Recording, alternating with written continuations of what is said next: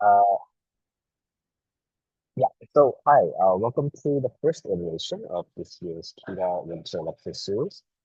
Today we have Jonathan Tuliao with us to deliver the lecture and also Treasure Spark. Yeah, going straight into the proceedings. Right now it's 7:05. We have a bit of a delay because we're waiting for people. But for about an hour, we'll have a lecture, and then until 8, we'll have a Q&A in the break time. And at about 8:05, we'll have released the matchup for the SPAR, and then I'll also do the motion release. And then after that, we'll just have a regular round of the debate, as probably a lot of you guys are very familiar with. Uh, Today's lecturer is Jonathan Tuliao. Very recently, he broke as a judge at the World University Debate Championships, and he has very many judging and debating achievements at other majors as well. So I hope that you guys can learn a lot from him today. Uh, the theme of the lecture is religion motions, finding your path to debate enlightenment. Um, I'll pass the floor on to Jonathan. If Jonathan would like to. Yes, thank you so much for having me, Yuhyuk. With that being said, can you also pass on to me co-host, right, so that I may share my screen while Right, that right. Sorry. right while that's happening. Also, thank you for inviting me. I really love KIDA as a whole. A lot of my friends and also debate career also um developed here, and also there's a lot of great pools of talent that I'm excited to be discovering as the rest of society evolves through time. I've seen many, many talented folks who are now joining majors as well, and I do wish that this momentum continues to happen. Korea has a lot of debate promising individuals.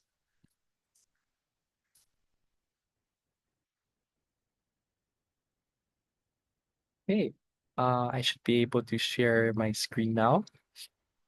Let me know if you are able to see it. Okay, that's great. So, hi everyone. So, once again, my name is Jonathan. My theme for the lecture is religion debates. And the reason why I chose these debates is oftentimes we often become too intertwined with debates that are um, too much on social movements, politics, and anything that's much more of a usual routine for us, economics, development.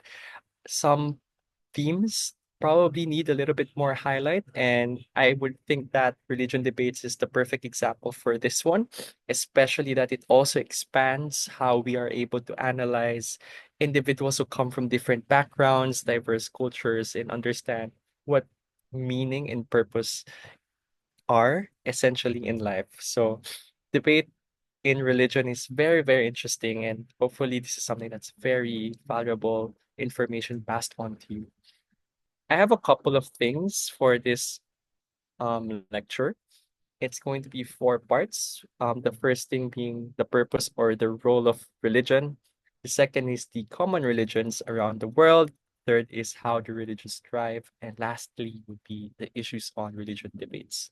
There are some slides here that are additional information so that it's not just a way for us to understand how to enter this debate or strategize the common technicalities of entering religion debates, but more of like additional information so as to understand expanding our scope and expanding our horizons when it comes to um, framing, for example, when it comes to expanding analysis that we already have been doing in the past and add in these materials that may be helpful for your speeches. So let's get right onto it. If I'm moving too fast or slow, let me know. If my mic volume is also low, I'll just adjust. Just let me know as well in the chat or feel free to voice out. So, the first part of this lecture is about the purpose of religion. So, we oftentimes encounter many questions. Is this about finding meaning? Is it about trying to redefine yourself? Or perhaps you would probably hear questions or thoughts where Religion is purposeless. We would rather not have religion at all because it's not that helpful for self-development, etc. So we'll tackle more of these things in the next slide. There are three main common themes when we understand the purpose of religion. So as you can see on the screen, you have moral guidance and salvation. The second is community. The third one is social cohesion. I'll go to the first one. Moral guidance and salvation, a lot of people probably have a general inclination to understand what this is, knowing what are the do's and don'ts of specific doctrines, of specific lifestyles, and even understanding how, to a certain extent, law works in society, because this is where we get to identify which acts are sinful, which acts should not be tolerated, and which acts should be continued to, let's say, be preserved overall. A lot of these things are still debatable, but I would suggest, for example, it serves it serves as a moral guideline, or at least a baseline expectations to how society should react or how society should function overall. The examples here are displayed, such as the Ten Commandments of the Bible or John 3:16. Um, the second one is the three pillars of Sikhism and the Buddhism, where we have the five precepts, so that these are steps or clear paths, quote unquote, to understanding how individuals ought to behave so that they can upgrade their spirituality, or at least their sense of fulfillment for their own self. The second part being the community, because a lot of times people may have found their spirituality, may have found their moral guidance already, and some foundations in religion, but cannot practice this with certain believers or fellow believers that they would otherwise have if they already found a community in the first place. So, religion often offers that sense of belongingness in identity and culture, because the common parallel here is that when a lot of coals and charcoals are put together, they remain heated. But if you just remove one, the sense of religion, the purpose and spirituality becomes um, paler and paler, or becomes colder and colder when you are separated from a community. That's why people would often find their sense of connection to their religion far stronger if you are, again, having many, many people to celebrate with you. That's why we engage in common beliefs. We engage in, let's say, worship services, communal rituals, sometimes even festivities, etc. In modern ways, religions offer support, mental health, counseling service as well. You can go to specific churches and their centers for, additional insights, right? And that's for overall for you to enjoy what religion can bring to you on a social level outside just the individual need or void that you're looking for when it comes to the meaning of life. The third thing is that you actually are able to provide social cohesion. So it plays a huge influence towards how society functions. You can see political stances. You can also have uh, the extension of the benevolence of churches and organizations through donations, charities for the underprivileged, etc., or even forums or interfaith dialogues. Um, these religions do not just exist for the sake of existing.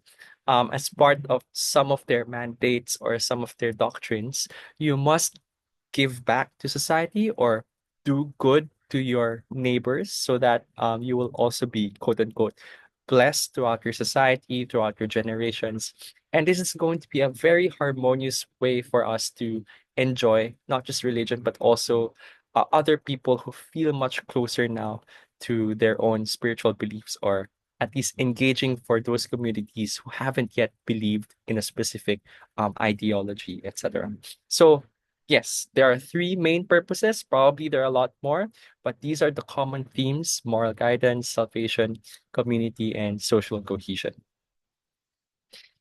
So supplementations, which means I would say these are the additional informations that you need to understand so that you have more in-depth knowledge to how religions work as well. So, in terms of the purpose of religion, we also have different types of religions or quote unquote belief systems known as theisms. So this is very literal in terms of how they're very much worded. So monotheism, which means to say you believe in a single entity that is all powerful, omniscient God. Polytheism just means multiple deities exist. And then non-theism is that you don't believe that there is a deity or divine being high enough. The examples are there. So for monotheism, um, very familiar to many of us probably are Judaism, Christianity, Islam. It signifies a direct relationship of an individual to that singular God through prayer and worship, etc. Whereas in polytheism, you have different interactions and relationships according to the deity that is in charge of a specific attribute or specific role. So in ancient Greek or in Roman theology, right, or Norse religions, you have a separation between the god of harvest, the god of fertility, the god of waters, the god of the sky, and all these things. And all of these gods have a specific way for them to be pleased or to be worshipped so that you may attain their own types of blessing. So they exist in a realm together. They may or may not also be in moral agreement to one another. As you can see in other mythologies or belief systems that some gods are actually at war or some gods are at war with their siblings, etc., etc. Non-theism, you probably are also familiar with atheism, agnosticism, rationalism.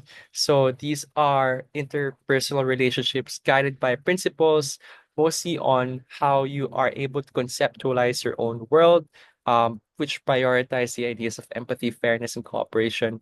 So this is more of like a higher degree of introspection and making sense of the world without necessarily adhering to a divine being. So these are just again additional informations, food for thought, very much nice to have in debates. Additional things as well is the common religions, going through them one by one. So Christianity centered on the life of and the teachings of Jesus, emphasizing salvation through faith, ethical living and belief in the Holy Trinity. You have Islam, founded on the teaching of Prophet Muhammad, as revealed in the Quran. You have Buddhisms and emphasizes the Four Noble Truths and the Eightfold Path to alleviate suffering and also focus also on how you're able to achieve nirvana. Other common religions that we can focus on are Hinduism, Judaism, Confucianism. Hinduism, there's a wide range of beliefs. Probably you're most familiar with karma, dharma, uh, and this is considered as one of the oldest religions in the world. Judaism follows the Torah or the five first books of the Bible, which emphasizes on ethical conduct, justice. Sometimes this is considered to be a little bit brutal because you are taking the insights of the first five books a little too focused or literal, where we are very much um, punitive on measures that are considered sinful acts, right? So we punish individuals quite severely just because that's the form of justice that we need to attain. Confucianism, this is very famous in Northeast Asian culture, I would say, as I've heard through many of my friends also in KIDA. So you emphasize on ethical conduct, social harmony, cultivation of virtues, um, of course, from the name itself, Confucianism, it's rooted in the teachings of Confucius. So I would just glass over this so that you have more time to review the lecture later on. I would rather focus the lecture on how you have practical ways of entering the debate. So, to the next part of this lecture is how do religions thrive overall? Um, so think of it as religions being an organization rather. They're similar to how social movements work, right? So as discussed with the purpose of religions, there are a lot of individuals in the world who are looking for meaning and purpose or whatever that is that fills their void, They're looking for answers because there's always a dilemma of what is the meaning of existence? What is the meaning of, let's say, your role in a specific space in society, etc.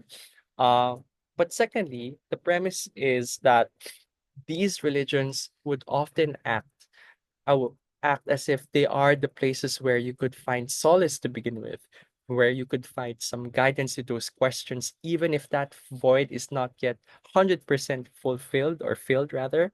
Or even if that void is just like 20% answered, 30% answered, etc. So that's the first thing you need to understand about religions and its purpose and how it starts.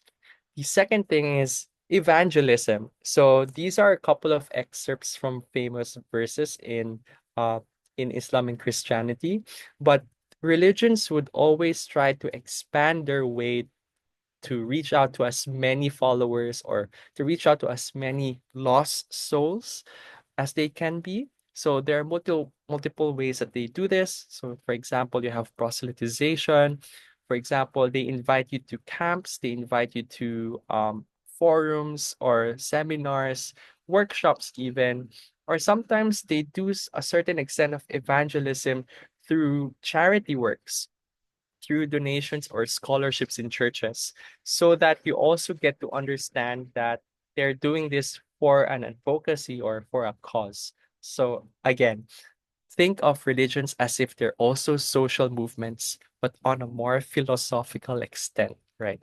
So here, I'll just read very briefly from I'm not sure how to pronounce this properly because I'm not familiar with how this is uh, done by people belonging in this group. So Surah Al Imran 3:110, you're the best station produced as an example for mankind. You enjoin what is right and forbid what is wrong, and believe in Allah. If only the people of the scripture and had believed, it would have been better for them.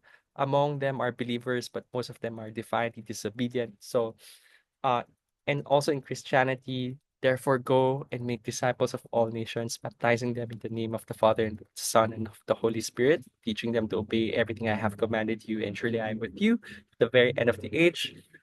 These are some concepts that allows us to understand there are a lot of people who still have yet to know what the essence of life is according to that religion, and that it is also our way or their way rather of extending their reach, of letting them experience a better life, letting them experience what a spiritual being could do could do to your life as a major benefit for how you improve the outcomes of your life, maybe or miracles or prayers or karma, etc., etc.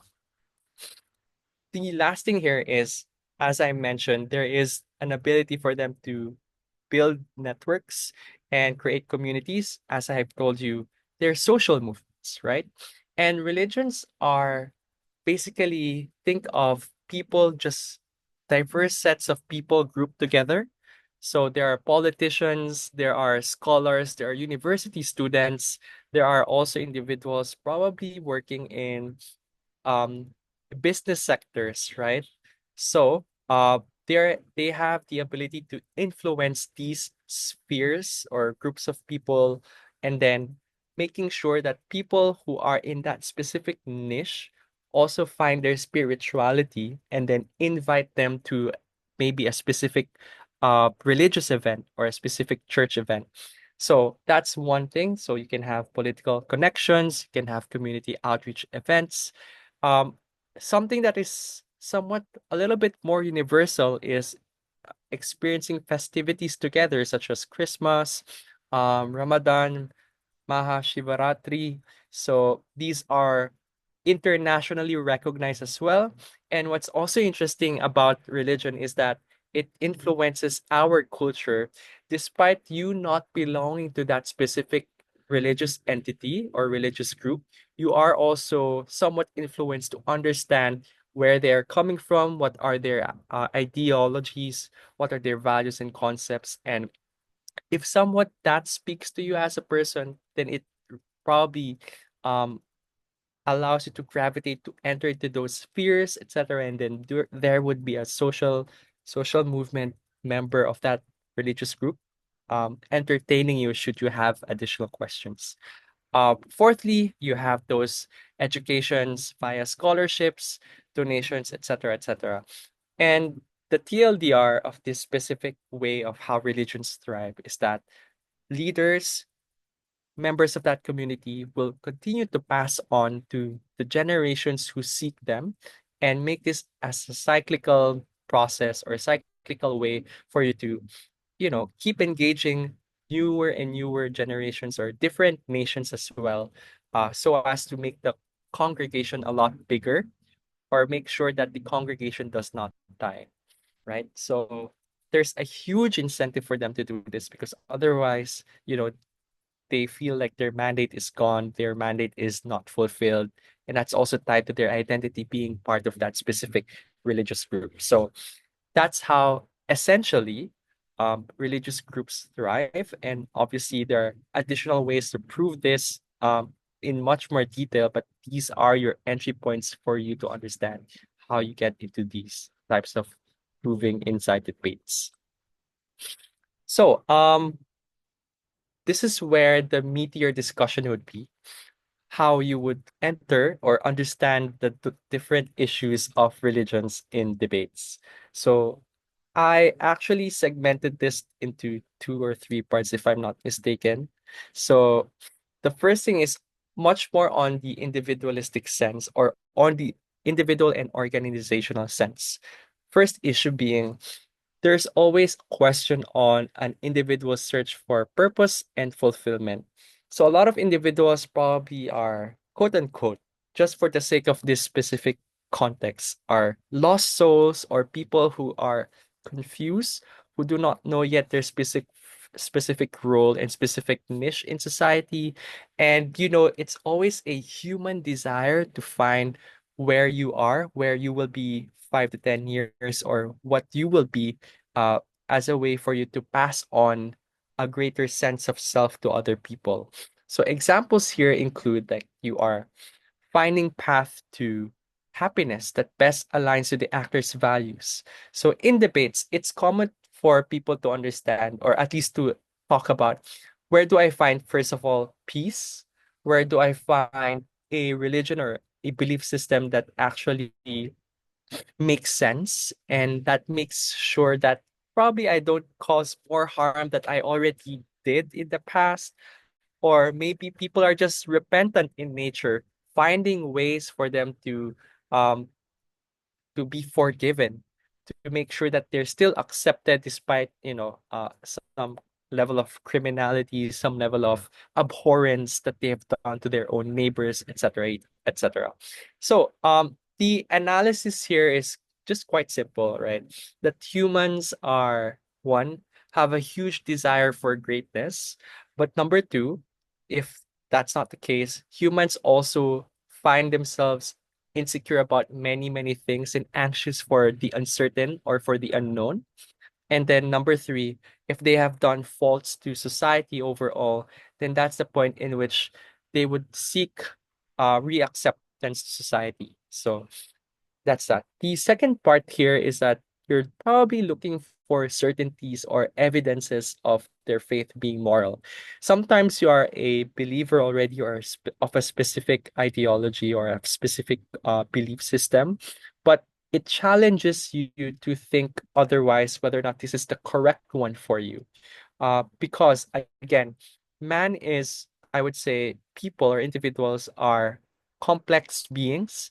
They cannot be argued in debates in a very unilateral, uniform way. Um, through time, you would come to understand that your morals and values change. And once a specific lifestyle no longer aligns to your belief, then it's time probably for you to move on.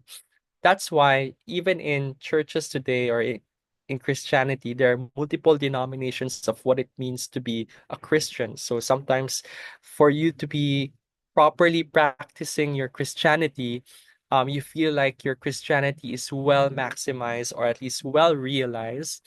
when you are Christian in Asia rather than you being a Christian in a European country, right? So it's also different. Or for example, there are ways in which your churches no longer align to your specific beliefs, and that would cause you to shun away or at least be away, separate yourself from that specific church, and probably look for another one that is not necessarily of the same denomination, but still continue to hold similar values or overlaps of that specific ideology.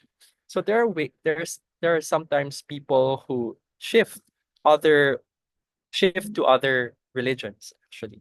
Then the last one here is that people often would look for community bonds and localized spirituality. So the fulfillment does not come from just knowing or finding answers for your own questions, but also finding ways for how you are able to be much more in a safer space or in a uh safer world for you to practice these ideologies.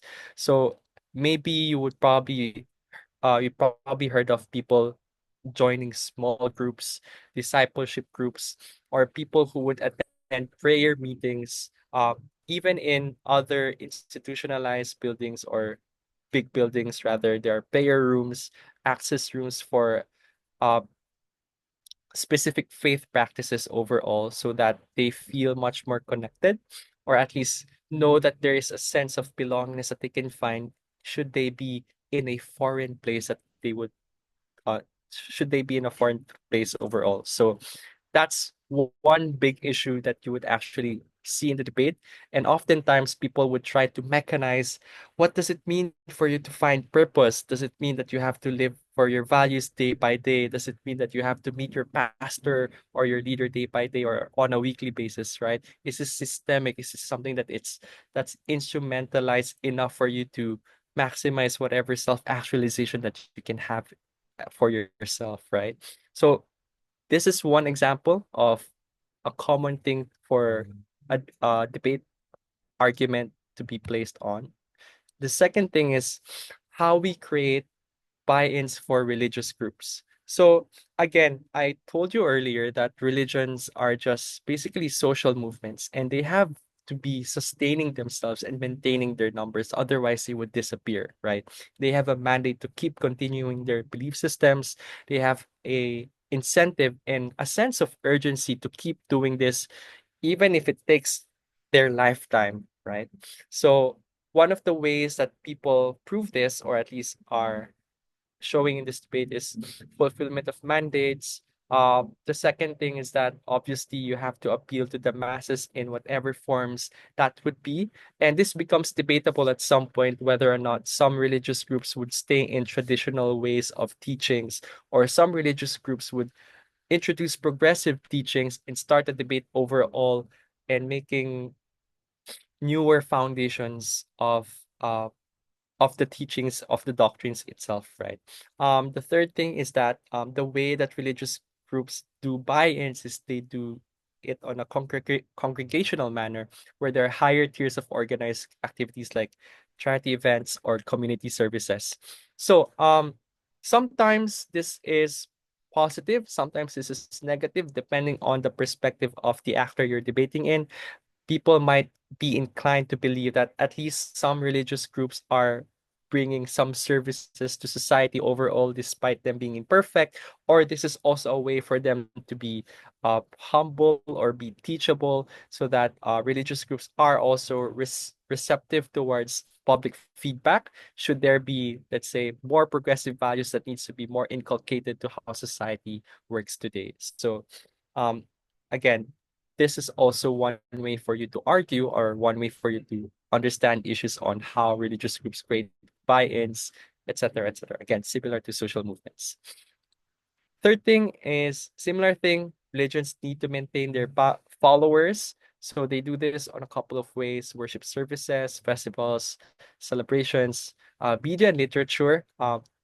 In some countries, I would say, maybe in Philippines, if you've heard, um, religious leaders tend to become um, populist leaders as well, where there is a strong figurehead that makes people align to their beliefs, or at least think that this main figurehead is somehow the person what we need to follow wholeheartedly or with all of our devotion. uh, and that's a way for people to be again convinced or persuaded to stay in that specific religions. It's up to debate whether that figurehead is morally good or morally bad, but that's one mechanistic way for people, or at least religions, to maintain their followers if they create enough of an influence to make sure that people strongly believe in that entity or in that specific religious figure that they have. Other additional examples are through religious educations, catechisms, madrasas, dharma teachings. Some religious institutions also have their own schools and their schools of theology, for example, and they try to replicate their future they try to replicate their leaders, scholars, etc., as much as possible. So these are the common themes, I would say, for religion debates in a organizational manner. However, I would expand a little bit more on religion debates where philosophical issues are the main concerns. And I also noted in KIDA, um, philo is something that's not often debated for some reason, or probably not a lot of people are well experienced in this specific context. So I tried to brush through a couple of concepts that may be useful for our novices, and especially that Pro-Am is coming up. I heard the Pro-Am competition is going to be great and also has great cap. So be on the lookout for that. So the first idea is the denial of self and your own humanity. So this is where there's always a question of whether or not should you preserve your holiness or yourself, or should you preserve yourself as a clean person as you started and remove any sinful nature, abstain from any part of the fallen body's desires, or would you rather live your own life, explore what is um I would say uh what's this tangibly moral for you as what you can see where you are existing in your plane of influence, right? So there's always that question of the exploration of a moral life, as long as you don't incur harm to others, is good enough. And it's a question mark, again, depending on which belief systems you adhere to. The second part is, again, refraining from um going into the temptations of the body so that you get future rewards, such as maybe heaven points or karmic points, or maybe if you do good today, your enemy will die tomorrow, something like that. Third thing is there's always a discussion of the free will and the afterlife. So in certain belief systems, they allow you to enact based on, free will. Just you have the complete agency and autonomy to just do whatever that you want. But of course, there will be consequences towards this. But then again, it is to you, up to yourself to define what is most enjoyable, what is most moral, anyways, because sometimes the definition of morality is based on the goodness that you believe what goodness is. So if that is confusing, I would just say a lot of people have a concept of what is good, what is bad, and if it falls within the range of what goodness is for you, as long as as long as you're hitting that range, probably people would think that that's fine for you to live in. That's where you could practice your free will anyways, regardless. Where in reality, there probably might be a world where there is a greater range of what is good and what is bad. And that is something that you might be losing when you zone in too much on just being, uh, when you zone in too much on just being in this specific part of that range where you're okay not to explore further what morally good and morally bad is, etc. Or you're just living according to what you want to live, uh, what you want to have as a normalized lifestyle to begin with. So therefore, I would say in this specific issue, right, there's a lot of discussions on how much do you exercise your autonomy, your agency, your exploration of morality, and the exploration of how you affect others based off of your own morality, etc., etc. It also tackles the concepts of the fallen body, of the fallen self. Yep, all those things. Um, I think someone is unmuted. Unless there are questions, I'm free to entertain them. Probably much more comprehensive later on. So the next one is the moral dilemma that we always face.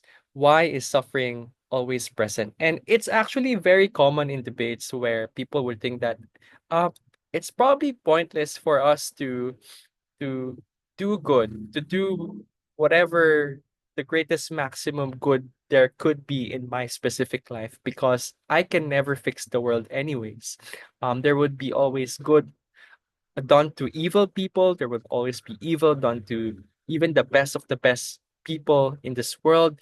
Therefore, it just doesn't make sense, right? So, one of the few things um, that actually tries to argue or answer this question is the concept of free will as well, so that it acts as a defense to this where humans can influence any outcome at present. So you have the ability to control the level of suffering that you see in the world and make good out of it based out of your own capacity. And another thing is that answering this question is that suffering is existing so that we can use this as a tool, as an instrument for our own spiritual growth, our own character development, so that we can understand for ourselves whether we are doing something evil in the past or wrong in the past that might have led to the current outcomes that we experience today. Similarly, on the third point being understanding that sin has consequences or a fallen nature of or a just by the virtue of living in a fallen world, we are bound to meet all these evil expectations or sorry, evil outcomes. And therefore, if we continue to delight in these types of things, it's gonna worsen our quality of life. Uh, but the moral dilemma teaches you on the contra side of things, to know that something is good, you must understand that there is something bad. And this is very educational, for example, when you try to transfer on the knowledge to the next generation or trying to let your children understand why must we experience evil, why must we experience something bad, so that we can believe in something that is great or something that is good. So in specific debates, usually the clash here is whether or not does the moral dilemma push individuals to become better in the future, or do we increase a lot of empathy? Do we encourage or incite enough, let's say, drives for for donations, for charity works, or that if a lot of people are evil today, are they trying to offset some of their evilness into good acts, quote unquote, so that they could save themselves in certain scenarios. So, um, those types of things are ways for you to enter in this debate. Again, there's no one sure way to answer this clash, but I would say that these are variables that you can use to expand that specific issue. The third one is the existence of God. So you have heard probably in motions where this house prefers a world where we would probably give to the public the existence of God once you discover it or once you understand what the existence of God is. And it is becoming, I think, common these days where the evidence could probably be groundbreaking, could probably be disappointing, could probably be something that is not what we expect it to be, and a lot of individuals might be confused or might be disheartened if they find the existence of God. Or probably the converse would happen, where you can now have certainty to the truth value of the existence of God. So I've aligned here a couple of things that you can use. They're probably a little bit more philosophical and not necessarily just easy ways to enter the debate. So the cosmological argument and suggests that if the universe existed out of nothing, there must be a reason behind it, and therefore the reason why the universe exists probably has another reason for why there has um a beginning of it. There was a cause for it. There was something that made it happen, and therefore, um, if something, if the universe did happen to a certain extent or existed, there must be a greater existence beyond the universe, and therefore there is God. So that's one way. And then because this is a quote unquote universal way of proving, or at least idealizing what concept of God is to maybe an average person, you can persuade people in this debate where people would find it rational uh when they find the existence of God, it's just something that's actually, oh, reasonable, acceptable. It's not as controversial as it would be. Um, the other three or four arguments are just additional ways for you to prove or at least describe how people can also illustrate the existence of God. So the teleological argument suggests that there's order and designs to everything. The order of the universe, the number of gravity being a specific number, or the specific atmospheric pressure that allows our lungs to live right now is very much precise, etc. If anything goes imbalanced, then everything would just go into chaos. Therefore, there must be something that allows everything to be kept at place, and that's where the existence of God must be present, just because you are able to s- be stable or at least have some consciousness or have some ability to exist today. Ontological argument, it's a very conceptual approach, which means to say if God exists even in your mind, right? Then God must exist in reality because existence is greater than non-existence. So the existence of something is greater than the existence of it is greater than the non-existence or the absence of something, right? So that's the ontological argument. Moral argument is just the good or the bad, or there's good versus evil. And then a lot of people would prove in their last argument, by the way, personal experience on, oh, my God was able to save me through a financial crisis, or my God saved me through a miracle against cancer, etc., etc. Obviously, these arguments may also be flipped to the other side. So some people may believe that uh, some of these arguments are not inclusive to other parts of the world. For instance, the idea of cause or to rebut the idea of cause and origin. You also have the idea that some entities just exist for the sake of existing or exist for not having a complete purpose at all. Uh, I don't know which entity, I don't know which specific, I don't know, animal or stuff like that in ecosystems, but there is some way for you to disprove this specific argument as well. So the same goes for the others. This is just one way for us to at least understand in this debate or in debates where you need to illustrate how people accept the nuance of the existence of God and what would be the likely approach and whether or not people would find this persuasive enough and that's how you can probably mechanize people's believability, spirituality, or the way that they would be inclined to believe one specific ideology at the end of the day. So additional issues, I think I'm coming to the last few slides of this specific lecture. Uh, there are three more things. The first being is on LGBTQIA plus, queer people or gender, because oftentimes there are teachings in religions that are just not as progressive as we thought them to be. Again, going back to the lecture earlier of individuals being complex, being having multiple perspectives of the world. Sometimes you have multiple identities. And what I mean by this is you have an identity as an Asian, you have an identity as a conservative, but you also have an identity probably you're politically aligned to more progressive values in your society, or that you are probably a gender minority or a racial minority, right? Sometimes these types of concepts are not uh, directly addressed or have direct opposition to their concepts to begin with. So, for example, the rights of queer people tend to be sometimes not well not be well acknowledged by religious groups because they tend to be patriarchal in nature. They tend to be operating in previous contexts or or operating in thousands of years of the in the way that religions are practiced before, and sometimes religions may not be able to adapt to the changing times of today.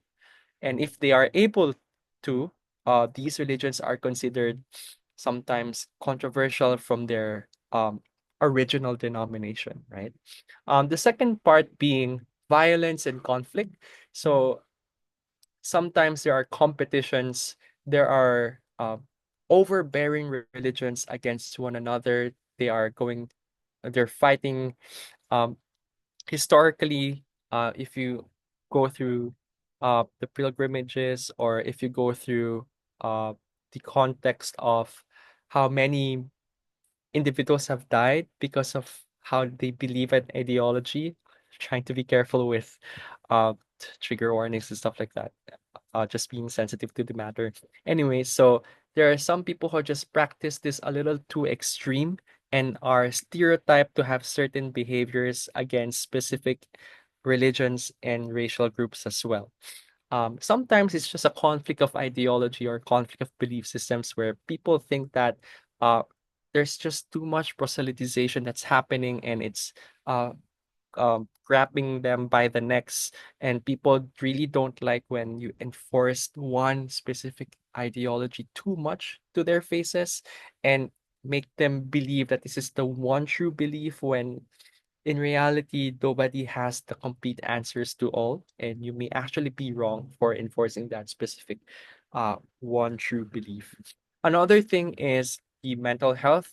um so it's not you don't always have the clearest context of how religions approach this. Sometimes they would say the reason that you're having a lot of problems in your mind, a lot of problems in your personal walk or personal life, is because you have a lot of temptations, you have a lot of disturbances in your spirit, or probably they tell you that you don't believe much in the faith, you're lacking wisdom, you're lacking church attendance, or you're not praying hard enough to be saved from these demons inside of you, etc. Oftentimes, some ideas of mental health are just easily dismissed, right?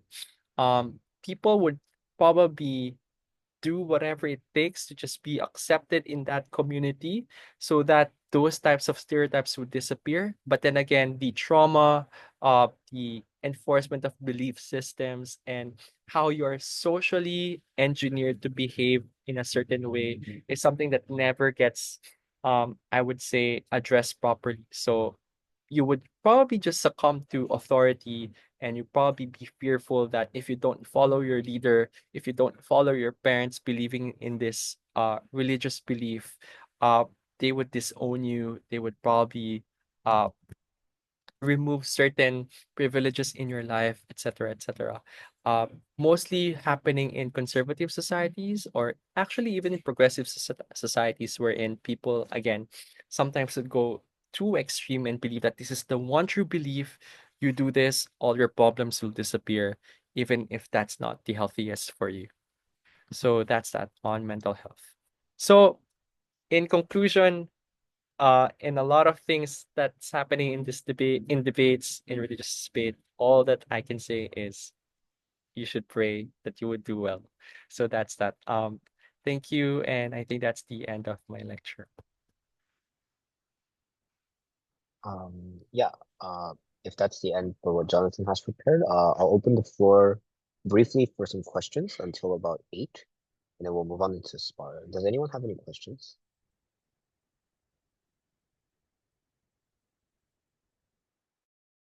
Yeah, Shuga can go.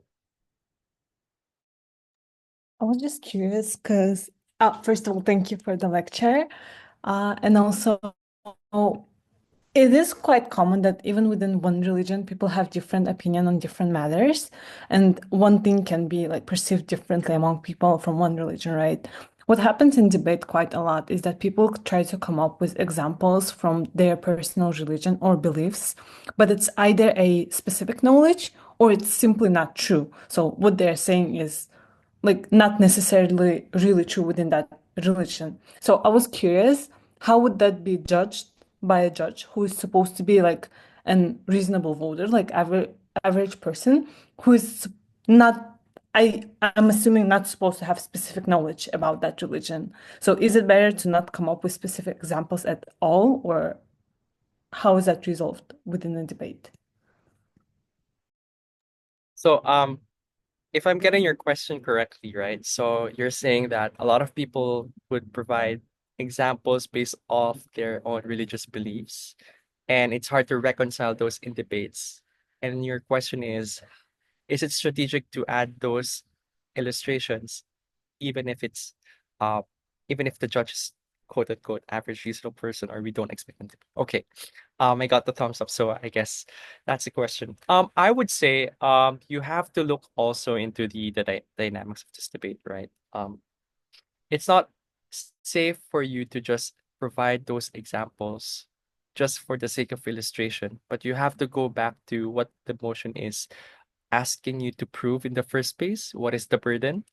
But secondly, aside from understanding where the burden lies in this debate, you must also understand what are the prerequisites uh, of winning a specific clash. What is the most agreeable thing that all debaters have to be engaging in, and why that specific context of, let's say, of your own speech aligns to that specific goal of this debate, and then compare it directly towards your opponent, whether or not that specific context also aligns with the purpose or the goals of this debate, right? And then if you're able to tell that to the judge, where you're able to disprove the validity of an example being relevant to the burden or to the goal of the debate, then that is a great way for you not just to dispel their side, but also to highlight that your expertise in that specific religious belief matter more insofar as providing deeper analysis to the round itself. The third thing that I would suggest here is um, if everything is just too complex, if you think that your judge is not getting a clear grasp of what the debate should be, then it's your job to simplify it, right? Too much sophistication in the debate will lead you to strategic errors as well. So you might want to soften the blow if a certain damage has been done to your team. So that's how I would suggest it to be. To answer your question, do it in a strategic manner and make sure that you're able to fulfill your burdens when you're doing those illustrations. Yep, thank you. I actually had one question, if that's okay. Um, so I think in a lot of religion debates, like a main central idea that comes up is like religious freedom. I think like a lot of the time, like Gov side says, this is important because religious freedom, people have the right to do whatever, whatever. And then opposition will always say like religious freedom isn't true freedom because a lot of people get sucked into the religion by their parents, or like for in the case of like charities, for example, like religious charities, they kind of rope you into the religion because you're desperate for food, you're desperate for like shelter and stuff like that. So like a lot of teams just kind of attack the idea of religious freedom by saying that a lot of these people are coerced into these religions. This is not really freedom. How would you resolve this clash or defend the idea of religious freedom, even if like other teams are saying, you're coerced into these things? That's a very deep question that you have there. So, so assuming that we're Gov, right, that we want to defend religious freedom, um, I think, similar to my response earlier, start at the baseline expectation of what the debate is. So, if we define religious freedom to be being able to access any form of belief systems, regardless of how it was brought up to you, then that's completely fine, right? But secondly, if I were to rebut opposition side, right? Um, if there's coercion that happened, it's not as if that you will be forever placing yourself in that coercive position. At some point, you will have a breaking point in which you want to move on from the next ideology or belief systems that becomes more meaningful to you. So that's why there are some statistics that show in the world that after a specific period of a person's life, like maybe adolescence, after teenage years, they begin to question their faith and whether or not they should continue in their faith, or should they rather move on to the next, right? And that still answers the idea of religious freedom being important to you, because no matter how you shift, where you move from one place to another, it is still going to be recognized by the state.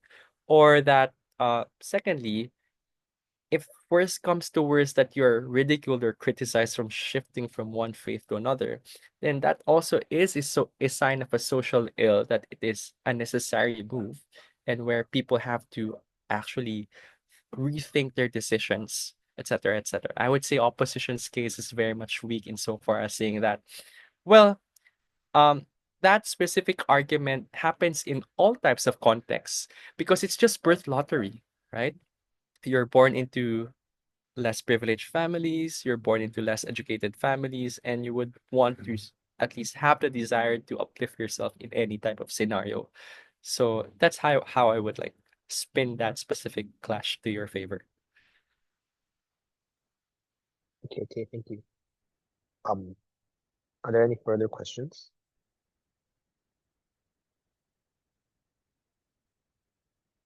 Okay, if not, we'll take a short break. Um, me and Jimin in particular, we need to like move seats and stuff like that. So we'll start at 8:10, so we can release the matchups and the motions at that time. And then those of you who aren't partaking in the spar can feel free to leave. Oh wait, let me stop recording. Oh, but yes, thank you so much for Jonathan for that lecture. Thanks so much for coming.